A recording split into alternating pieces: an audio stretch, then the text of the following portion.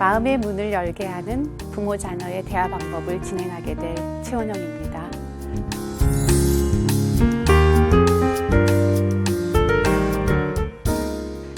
오늘 여러분과 함께 마음의 문을 어떨 때 마음의 문을 부모 자녀 간에 열 수 있을까라는 방법으로 진행을 하게 될 건데, 혹시 여러분들 어떨 때 좀 자녀하고 통한다고 느껴지세요?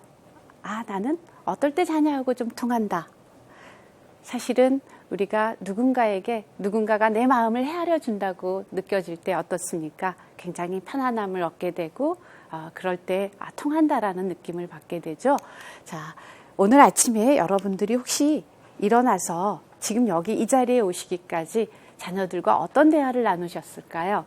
보통 우리 그런 말들을 하죠. 야, 일어나. 빨리 일어나.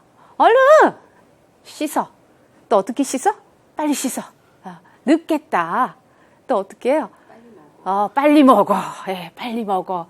그래요. 우리 지금 잠깐 말하는 도중에 빨리가 몇 번 들어갔어요? 빨리가 한 20번 들어갔어요? 네, 빨리빨리 노이로제라 그러죠. 그래서 아이들이 가끔 그런 말을 해요. 학교 갔다 와서 엄마, 오늘 지금 엄마가 빨리빨리라는 말을 나에게 몇 번이나 한 줄 알아요? 몇 번인데? 아니, 그러니까 몇 번인 것 같냐고요. 빨리 말해봐, 빨리. 그리고 빨리 말하고. 어디가? 학교가. 엄마, 오전에 한 거 10번에다가 지금 3번 했거든요. 도대체 엄마, 빨리빨리라는 말을 너무 자주 해요. 시끄러워, 빨리 가. 14번요?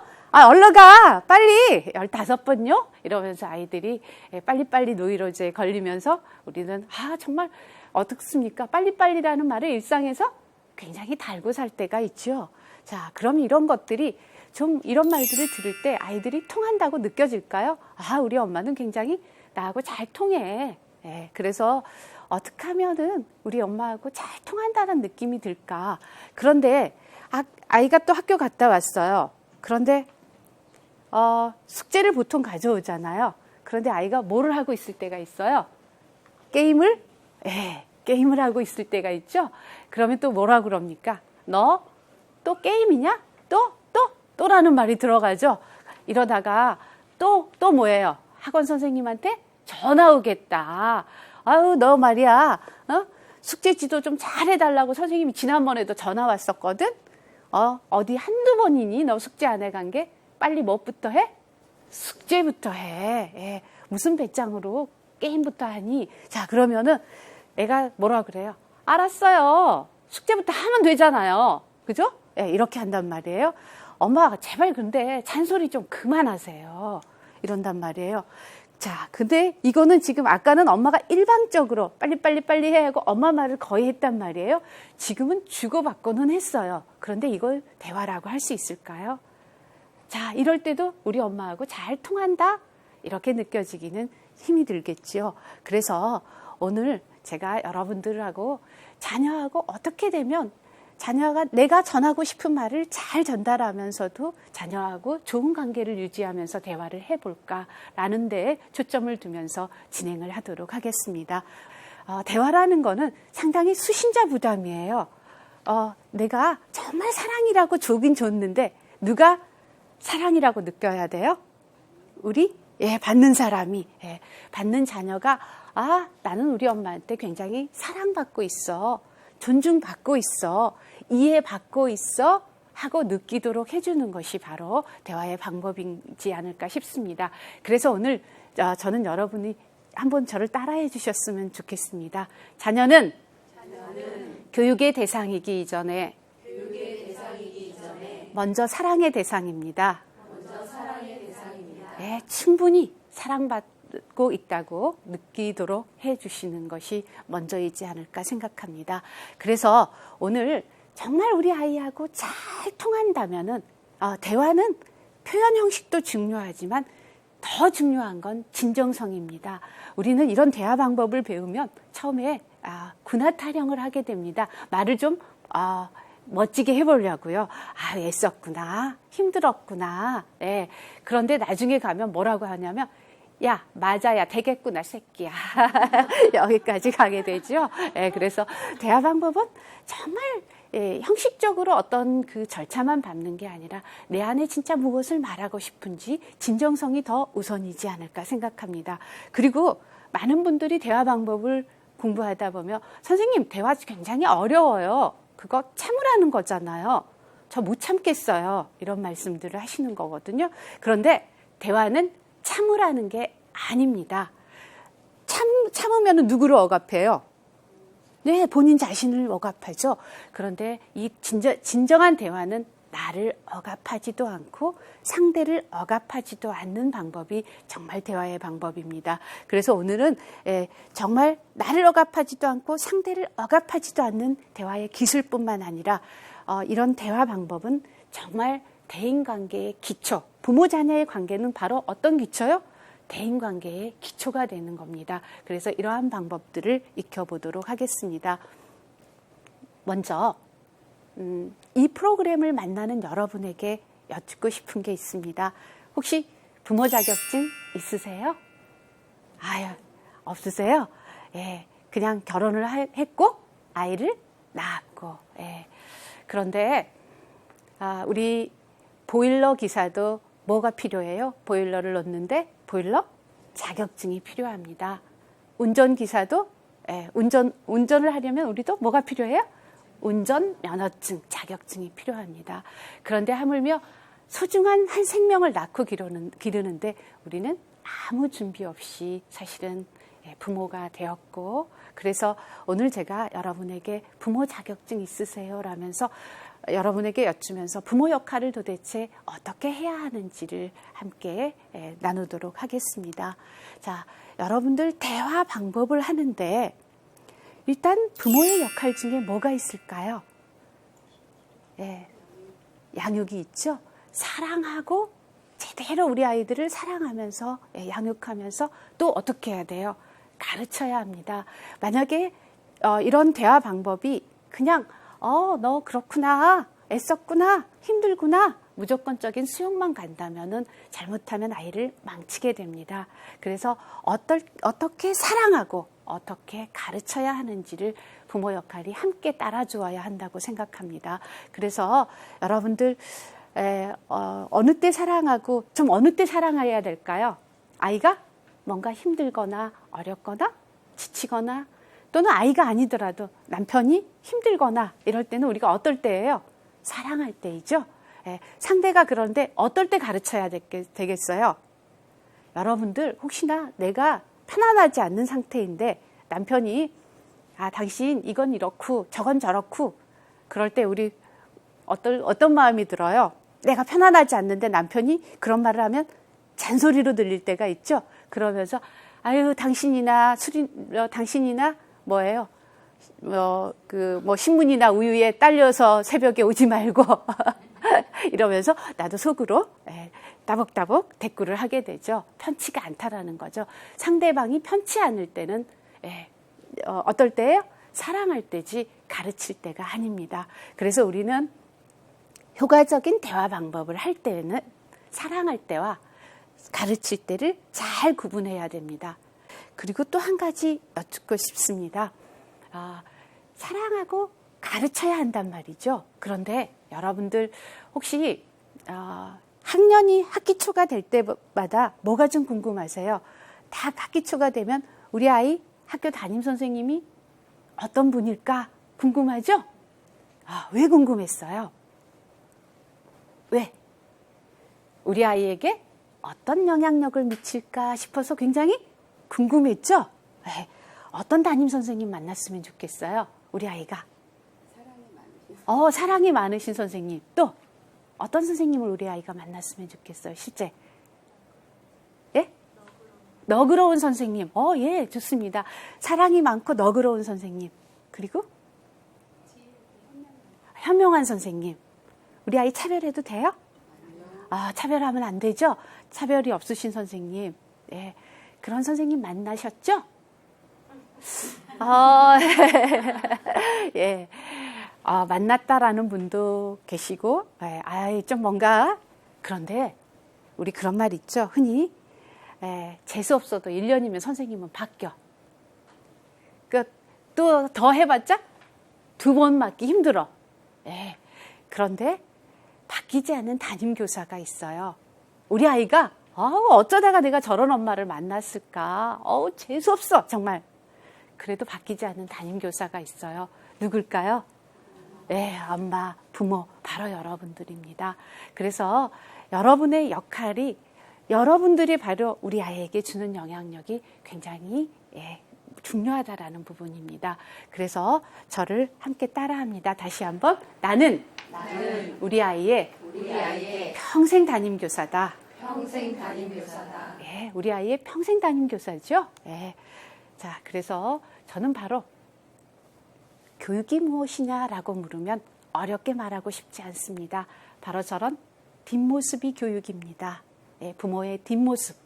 부모가 어떻게 살아가느냐라는 삶의 철학이 바로 교육입니다. 라고 말씀드리고 싶습니다. 그래서 나는 어떤 부모냐라는 거죠. 좋은 열매를 맺으려거든 먼저 어떻게 해요? 좋은 나무가 되십시오. 예, 먼저 내가 어떻게 돼요? 건강한 내가 내 자신이 되어야 한다라는 것입니다. 대화 공부를 왜 하느냐면 이 목적 중에서 여러분들 세상을 살다 보면은 갈등이라는 게 어떻게 해요? 생길 수밖에 없지요. 그래서 이 갈등을 어떻게 하면 평화롭게 조정할 것인가? 갈등을 해결하고 그리고 상호 존중입니다. 우리 마음속에는 일단은 어떤 마음이 있어요? 선한 마음이 있습니다. 그래서 미처 알아차려주지 못했던 것들, 몰라서 못 알았던 것들을 서로 선한 마음들을 알아차려주는 과정이 되셨으면 좋겠고요. 이런 과정을 통해서 상호 성장, 우리 아이뿐만 아니라 저도 상호 성장하는 계기가 되었으면 좋겠고, 그리고 무엇보다 중요한 것은 이 대화 방법이 방법적인 기술에 국한될 게 아니라 좋은 관계 유지에 더 초점을 두셨으면 합니다. 다시 한번 저를 따라해 볼까요? 좋은 관계 유지에 초점을 두자. 예. 자, 그러면 대화라는 게 무엇인지를 살펴보도록 하겠습니다. 자, 대화라는 거는 일단은 두 사람 이상이 말을 주고받는 것을 대화라고 합니다. 그런데 이 두 사람 이상이 말을 주고받는 것은 상대방과의 관계 속에서 이루어지는 것이거든요. 그래서 상대방과의 관계 속에서 서로의 생각이나 감정을 나누는 것인데, 다시 한번 정리를 하면 두 사람이 말을 주고받는 건데 말과 대화는 다릅니다. 어떻게 다르냐면은 말은 일방적인 의사 전달입니다. 대화는 주고받고 양방 통행적인 의사 교환을 대화라고 합니다. 그래서 이런 주고받고 하는 관계 속에서 뭐가 생겨요? 감정이 실리게 마련이지요. 그래서 상대방의 관계 속에서 이루어지기 때문에 감정이 실리는데 우리는 말 이외의 것으로 더 많이 감정을 표현하게 합니다.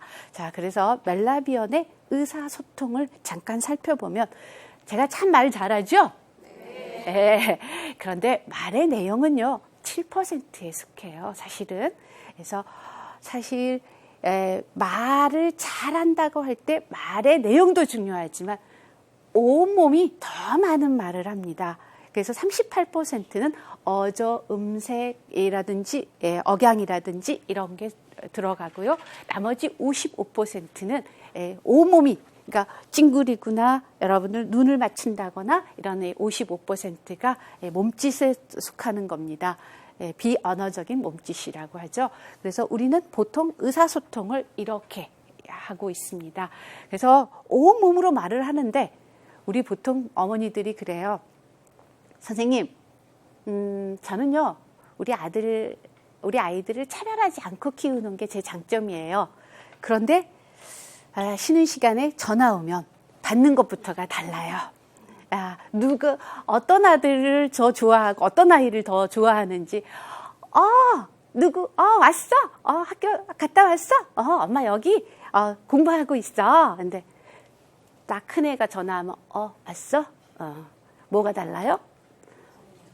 네, 비언어적인 소통에서 차별을 벌써 하고 있죠. 예, 그래서 이런 비언어적인 소통이라는 것이 말 이외의 것이 더 많은 말들을 한다라는 것을 일단 학습하고요. 자, 그런데 대화를 잘 하려면은 일단 중요한 원칙이 있습니다. 대화라는 건 아까 주고받고 양방 통행적인 의사 교환을 대화라고 한다 그랬죠. 우리가 주고받는 게임들이 뭐가 있어요? 테니스, 예, 또 뭐 배드민턴, 탁구. 예. 자, 내가 상대가 공을 상대가 공을 탁 치면 내가 어떻게 해야 돼요? 상대도 잘 아마 받으려면은 날아오는 쪽으로 공을 해야 되겠죠. 예, 저쪽도 공을 탁 치면 내가 어떻게 해요? 잘 받을 수 있게 공이 날아오는 쪽으로 가야 되겠죠, 몸을. 자, 그런데 이게 곧 대화라는 게 인간들이 주고받고 통행적인 거란 말이에요. 그래서 감정이 실리는데 대화라는 게 많은 말을 아까 일어나, 빨리 일어나, 얼른 가, 씻어, 깨끗이 씻어. 이런 것들이 다 뭐예요? 일방통행적이었단 말이에요.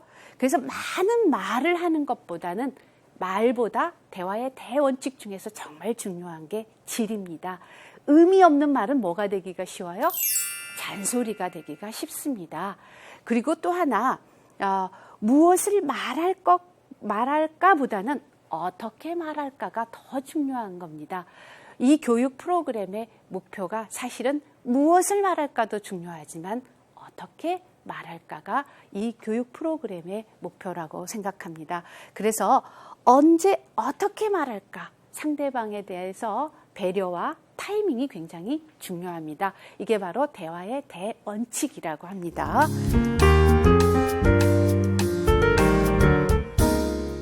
오늘 저는 대화 방법들을 이런 순서대로 해보겠습니다.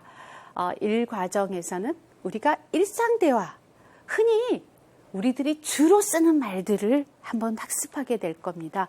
그런데 그런 질문을 받게 돼요. 아니, 제가 흔히 쓰는 말인데 이거를 또 공부해서 뭐 합니까? 그런 질문들을 받게 됩니다. 그런데 사실은 실제 학교 상담이라든지 상담교사라든지 상담을 하시는 분조차도 뭐가 어렵냐면은 이 일상에서 사용하는 이 방해되는 말투 때문에 상담을 하거나 좋은 관계를 그르치게 됩니다. 그래서 우리가 일상에서 방해되는 언어들이 무엇인가를 알아차리는 것이 굉장히 중요한 겁니다. 내가 어디에서 넘어져 있구나라는 거를 먼저 알게 되는 겁니다. 그래서 저는 오늘 1과정에서 여러분들이 흔히 일상에서 주로 쓰는 대화가 좋은 관계를 유지하는데 어떤 걸림돌이 되는지를 학습하게 될 거고요. 자, 일상 대화를 분석하는 이유가 어떤 거라고요? 알아차림이라는 겁니다. 일상 대화 흔히 쓰는 것을 분석하는 이유가 이런 것들을 일상적으로 방해되는 말들을 쓰면서 상대와의 소통의 단절을 가져온다. 그래서 우리가 이런 말들을 쓰지 않고 어떻게 달리해 볼 것인가. 이런 것들을 달리해 보려면 늘 깨어 있으셔야 한다라는 겁니다. 자, 컴퓨터를 하고 있는 상황입니다. 학교 돌아오자마자 한 컴퓨터가 지금 늦은 밤까지 하고 있습니다. 자, 어떻게 좀 말을 해보실 것 같으세요? 어떤 말을 하실 것 같으세요? 꺼. 아유, 간단하네요. 꺼. 네.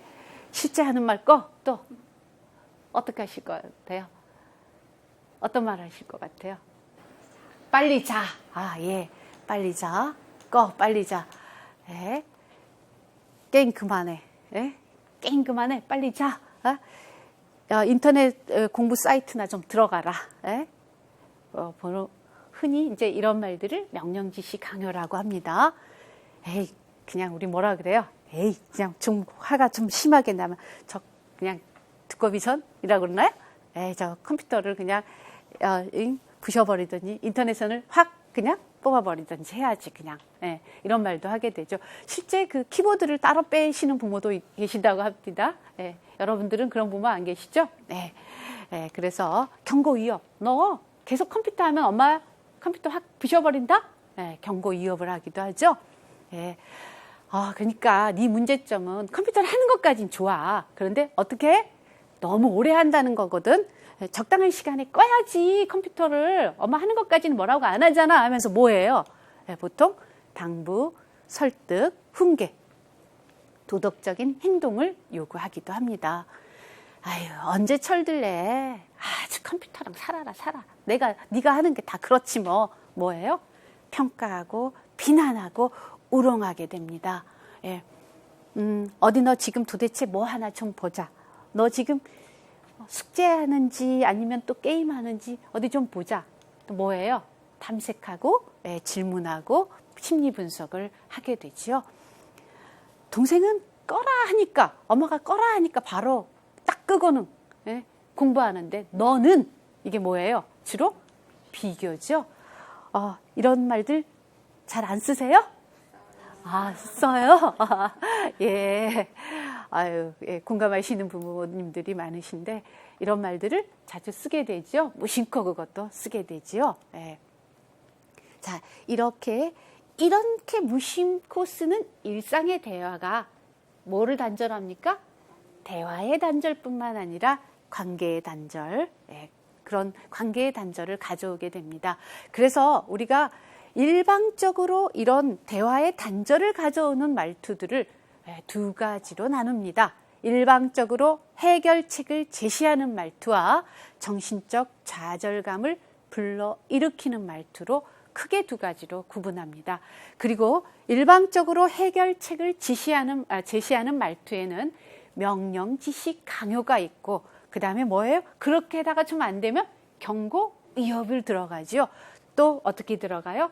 당부, 설득, 설교, 도덕적 행동을 요구하는 말을 하기도 하고 충고, 제안을 하기도 합니다.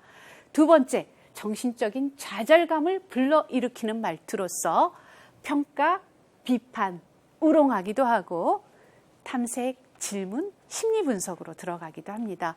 그리고 둘러대기, 비교하기 이렇게 일상에서 흔히 방해되는 말투들을 8가지로 분류 분석해 보겠습니다.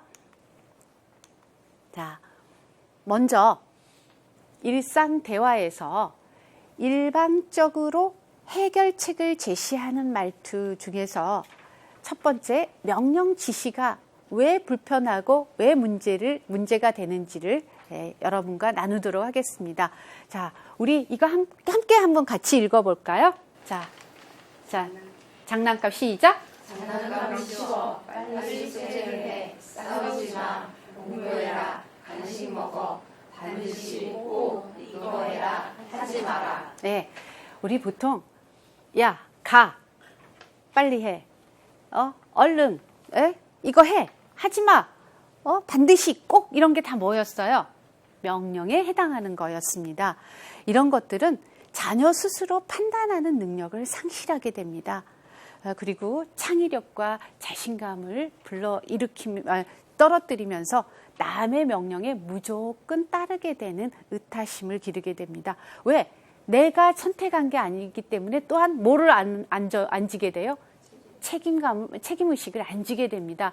나는 엄마의 명령에 의해서 한 거니까 내가 책임질 필요가 없어. 그래서 이런 말들은 굉장히 정말 의타심을 가지게 될 뿐만 아니라 피터팬 신드롬이라고 합니다. 난 더 이상 성장하지 않을 거야.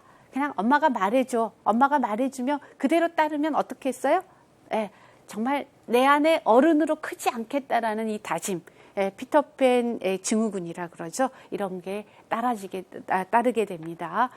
우리 보통 아이가 미술 숙제하고 수학 숙제 갖고 오면 야, 미술 숙제 먼저 하고 수학 숙제해. 또는 수학 숙제하고 미술 숙제해. 그것조차 누가 판단해 줄 때가 있어요?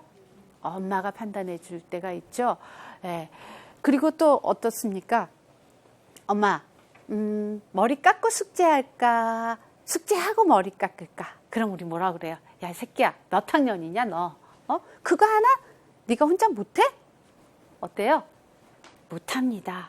그렇게 길들여진 아이들은 이게 혼자 스스로 이것들을 하기가 힘이 듭니다. 그래서 우리가 흔히 쓰는 명령, 지시, 강요들은 굉장히 상대의 창의성뿐만 아니라 의타심을 불러일으키기 때문에 굉장히 주의해 하셔야 될 말투 중에 하나가 됩니다.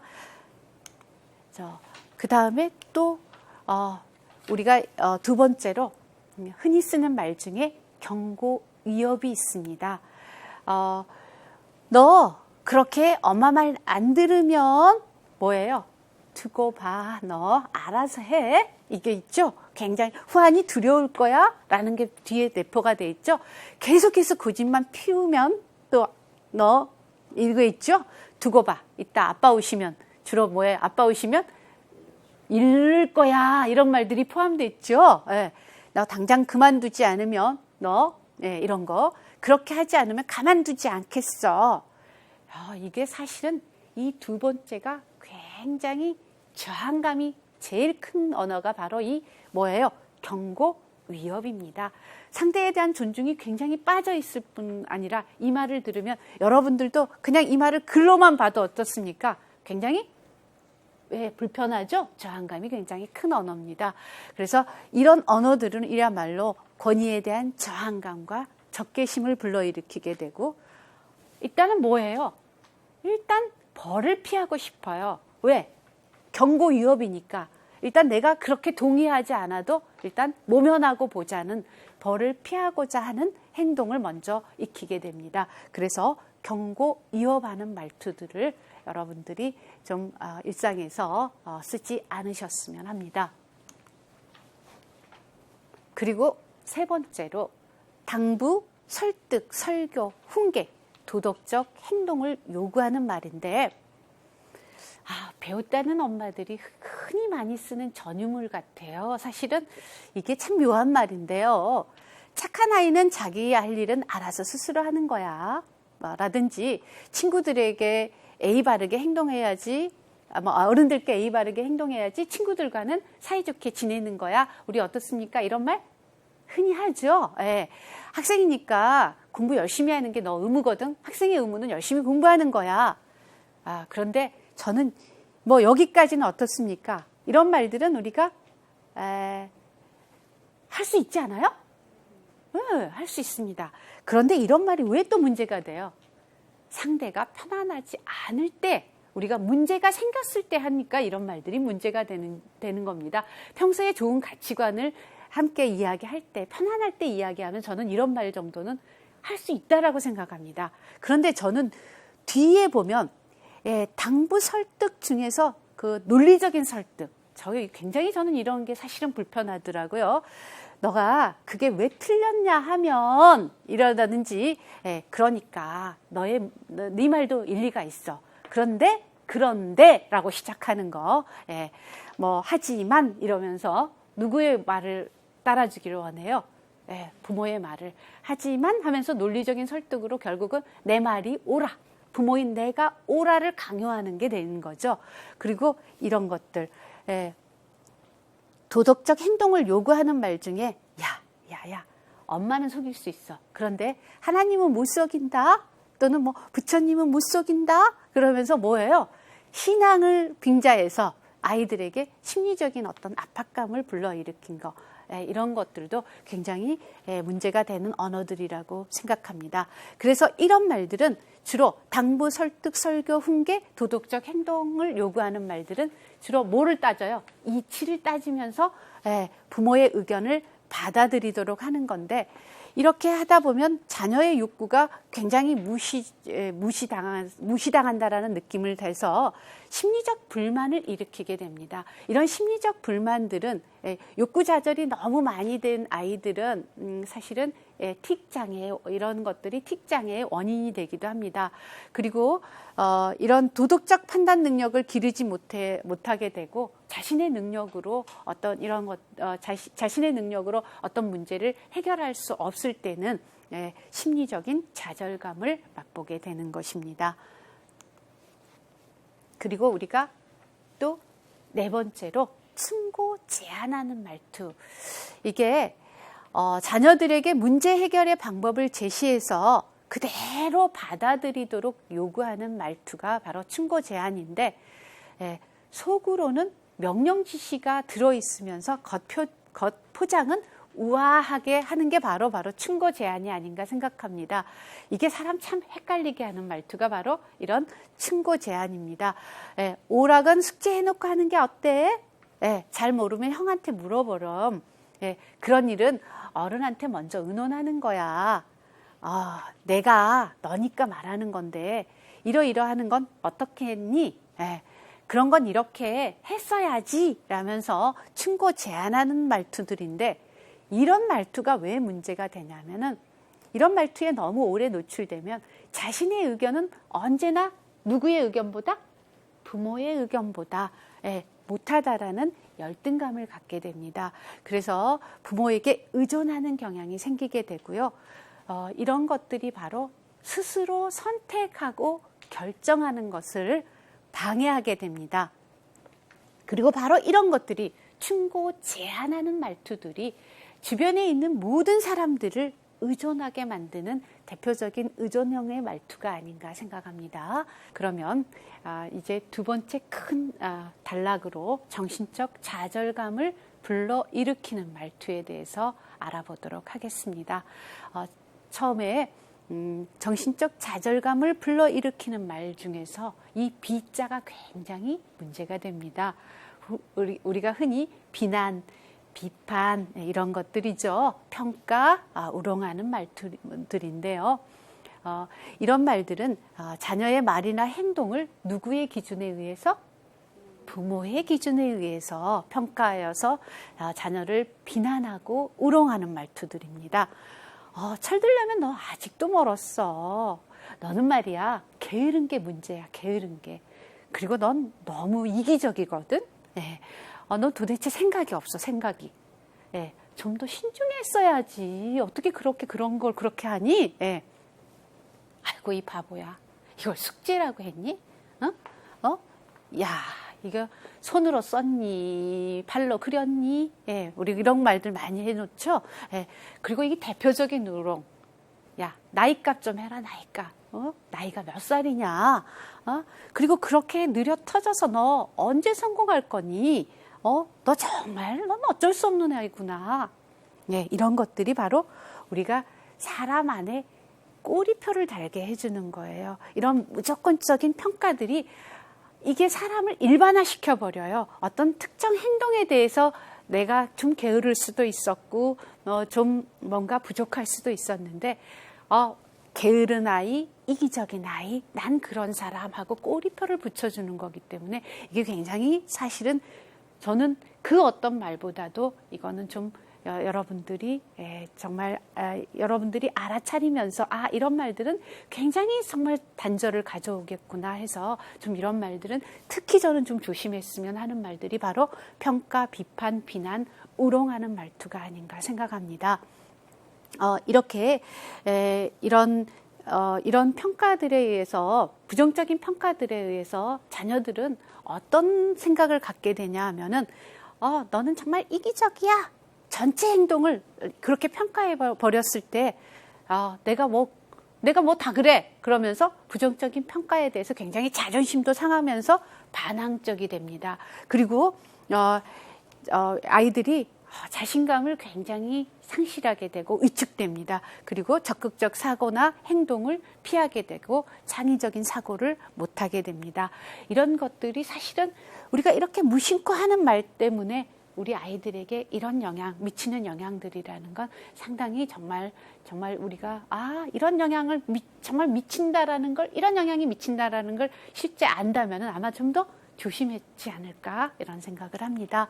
그리고 두 번째로 탐색, 질문, 심리 분석을 하는 말입니다. 우리 어렸을 때 그 부모가 쿵 하면 뭐예요? 담 넘어 뭐 떨어지는 소리? 척 하면 삼천리고 쿵 하면 뭐 호박 떨어진다 그랬나요? 그런 소리들 가끔 들으셨죠? 그러니까 자녀의 말이나 행동을 원인을 추궁해서 분석 진단하는 말들인데, 우리도 사실은 이만큼 어른이 되고 보니까 자녀가 어떤 행동을 할 때 저거겠구나 하고 생각하는 부분은 없지 않죠. 예, 그냥 자녀의 표정만 봐도 그런 때가 있습니다. 그런데 우리는 이 탐색 질문 심리 분석이 주로 따지듯이 묻는 게 사실은 많이 문제가 됩니다. 무엇이 잘못된 거냐 하면 이라든지 왜, 누가, 무엇을 했고 주로 니자로 많이 묻게 됩니다. 그랬니? 예. 그래서 니자는 굉장히 탐색 질문 심리 분석에 가깝게 됩니다. 그래서 아까 제가 뭐라 그랬어요? 처음에 이런 공부들을 할 때 군화 타령을 하게 됩니다. 네, 니자가 탐색 질문 심리 분석으로 빠지기 쉽기 때문에 그랬구나, 힘들었구나, 애썼구나, 그래서 군화 타령을 하게 되는데 보통 왜, 누가, 무엇을 어떻게, 너 약속 이거 언제 한 거야? 너 알고도 안 한 거지? 너 놀고 싶어서 그런 거지? 야, 몰랐다는 게 말이 되냐? 네? 설마, 정말 그렇게 한 건 아니겠지? 너 왜 동생을 못 살게 구니? 어디 갔었어? 어디 갔었어가 궁금해서 묻는 것 같아요?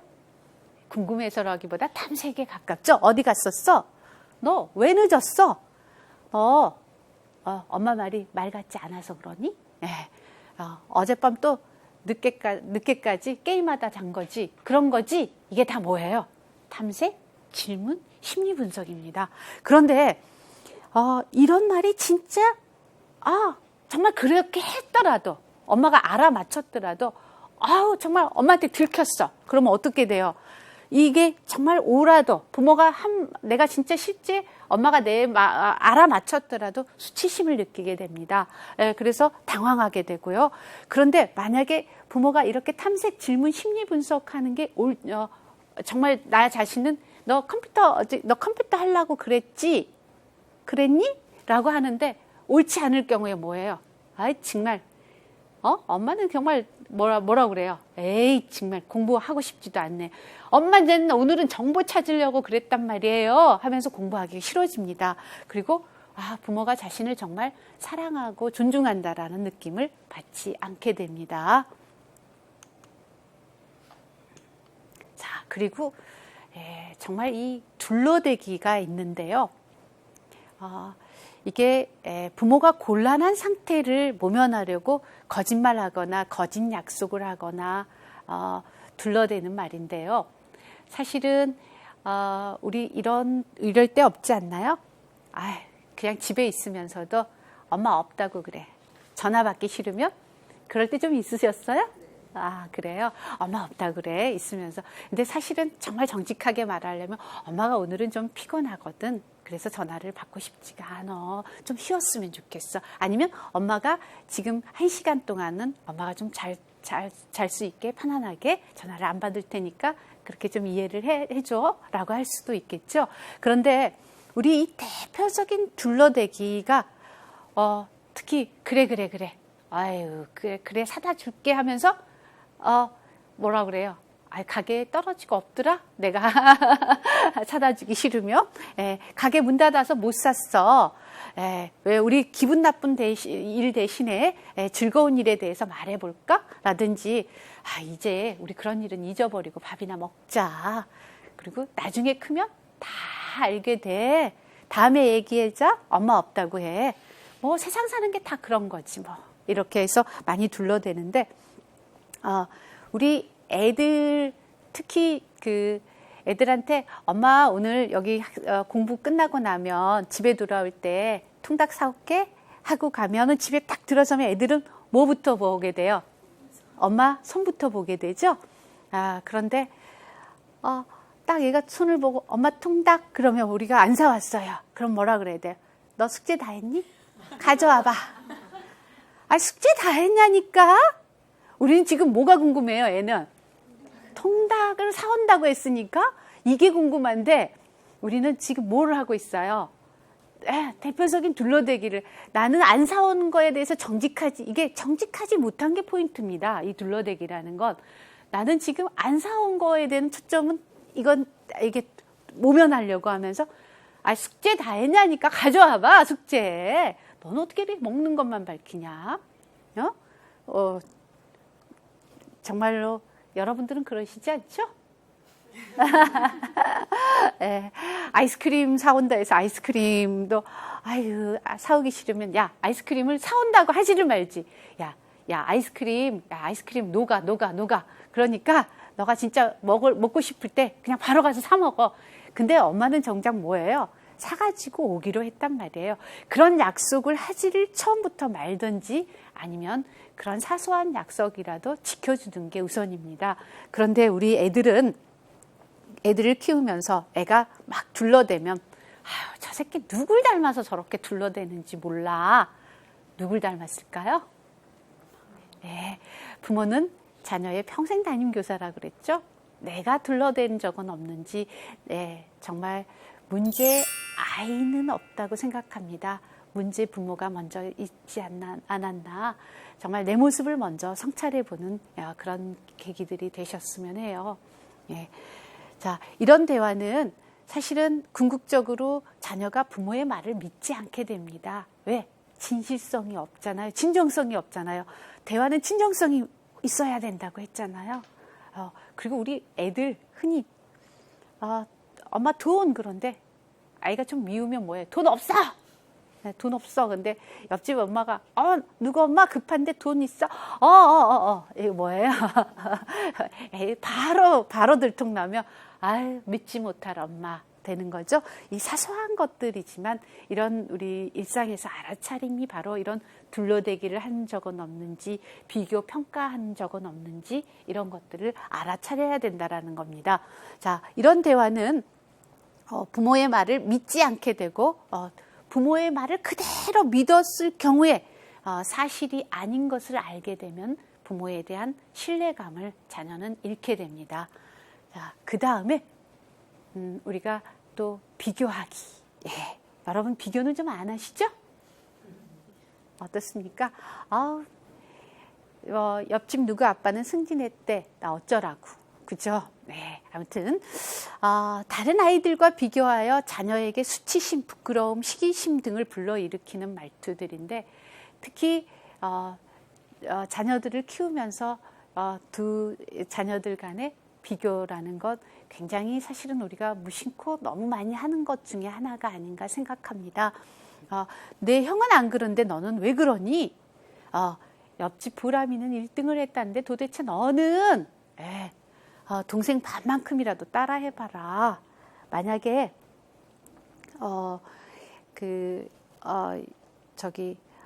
누가 상수 마누라는 뭐 강의도 잘하고 예쁘고 요리도 잘한다대. 그럼 우리 뭐라고 그래요? 아이고 정말 그 누구하고 살지. 그래서 속으로 아유 그 X 하면서 속으로 굉장히 불만을 가질 때도 있죠. 그런 비교들이 사실은 우리가 흔히 하는 비교들입니다. 사실.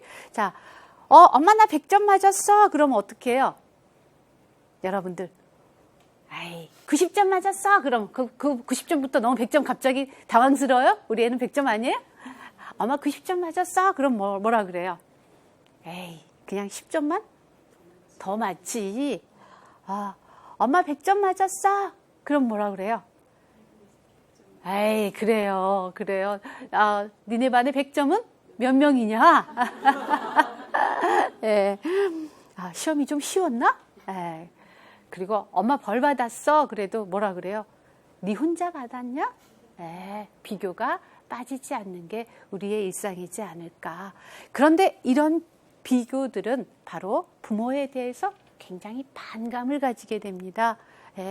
비교당하는 상대에 대해서도 열등감뿐만 아니라 저 새끼 왜 저 새끼는 내 앞에 나타나서 꼭 저렇게 특히 내가 적개심을 가진 대상에 대해서는 굉장히 원망이라든지 이런 것들을 함께 가지게 되는 거죠.